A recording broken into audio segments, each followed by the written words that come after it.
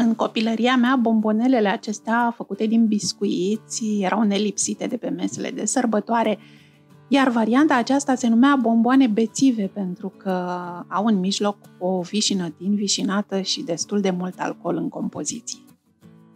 Dacă sunteți pentru prima dată pe canalul meu, vă doresc bun venit! Eu sunt Iuliana, sper să vă placă rețetele pe care le găsiți aici, să vă abonați la canal, iar dacă apăsați și clopoțelul acela pentru notificări, YouTube își va face treaba și vă va anunța ori de câte ori postez o rețetă nouă. Varianta pe care vă propun eu astăzi este tot bețivă, ca să zic așa, pentru că are destul de mult alcool. Eu am pus rom, am pus vișine din vișinată, dar cu siguranță o puteți transforma foarte ușor într-o variantă prietenoasă și pentru cei mici. Folosiți vișine din compot și nu puneți rom, puneți, știu eu, esență de rom. Haideți să vedem ingredientele.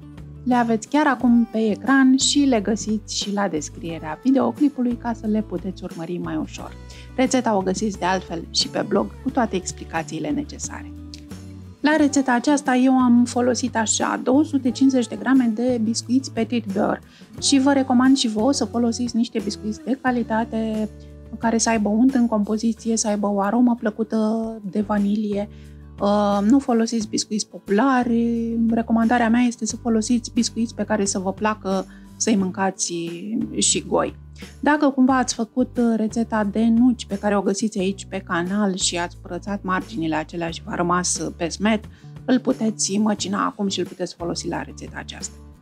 Mai avem nevoie de 50 de grame de miez de nucă, care, ca de obicei, are un gust mai intens dacă îl prăjim puțin în tigaie și abia după aceea îl măcinăm. Am mai folosit 100 de grame de unt cu 82% grăsime, 30 de grame de zahăr sau puneți după gustul vostru și un praf de sare.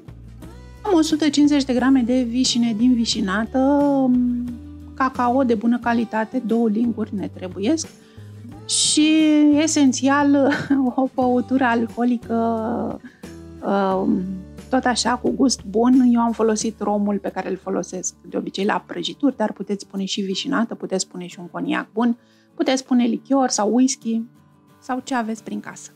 Prin ce tăvălim bomboanele? Prin orice doriți, e la fel de bine. Eu am folosit nucă de cocos, miez de nucă măcinat, cacao, am folosit niște bombonele din acelea mici colorate, cred că chip se numeau pe vremea mea, nu știu cum se mai numesc acum, și am mai folosit și niște decor de ciocolată. De fapt este zahăr cu cacao, mă rog, nu e chiar ciocolată. Ideal este să avem mai multe variante pentru ca să arate frumos pe platou. Haideți să vedem cât de ușor se fac. V-am spus că am rumenit un pic de tot nuca în tigaie și acum o macin la robot. Adaug și biscuiții și macin împreună. Ne trebuie o textură cât mai fină, cât de fină reușim să scoatem la robot sau la chopperul electric, depinde ce folosiți, dar măcinați până când vă mulțumește textura. Am pus amestecul de nucă și de biscuiți măcinați într-un castron.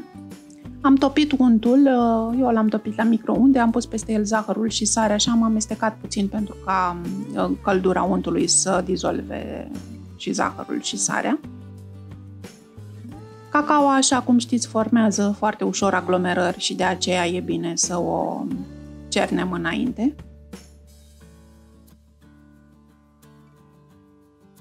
Am amestecat biscuiții și cacao până când compoziția a căpătat așa o culoare uniformă.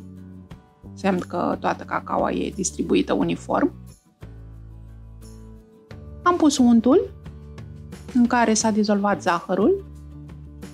Depinde de biscuiții folosiți, s-ar putea și de gust, s-ar putea să aveți nevoie de mai mult zahăr. Puteți să mai adăugați niște zahăr pudră dacă credeți că nu e suficient de dulce compoziția.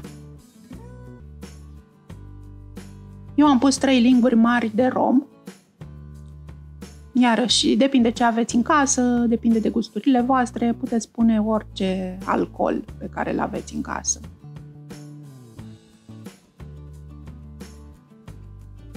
Cam așa arată, deci am verificat dacă e suficient de umed compoziția, dacă pot forma ușor biluțe care să rămână compacte.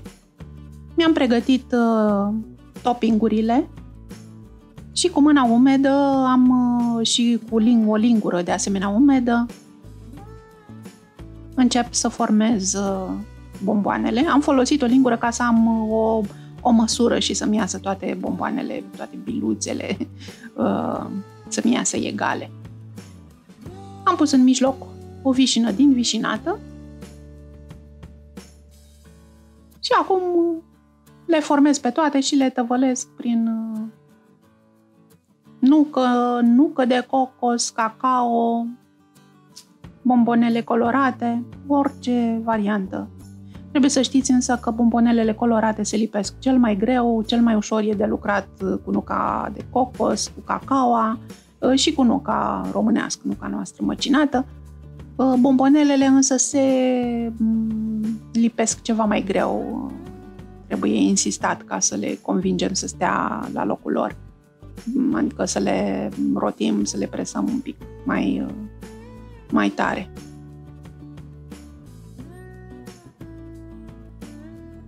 La fel și decorurile acestea de zahăr cu cacao se lipesc un pic mai greu, dar dau un efect frumos pe platou și dacă le aveți, e bine să le folosiți.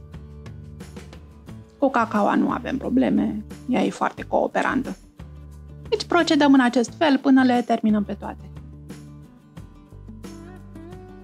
Și apoi le așezăm cât mai amestecate pe un platou ca să avem un efect frumos vizual. Dragii mei, aceasta a fost rețeta. Trebuie să recunoașteți că este extrem de simplă, dar vă promit că efectul pe orice masă de sărbătoare este garantat. Vă aștept cu un comentariu să-mi spuneți cum v-a ieșit, iar dacă încă nu v-ați abonat la canal, abonați-vă chiar acum și apăsați și clopoțelul pentru notificări, pentru că rețeta următoare este un tort cu ciocolată. Numai bine, dragii mei!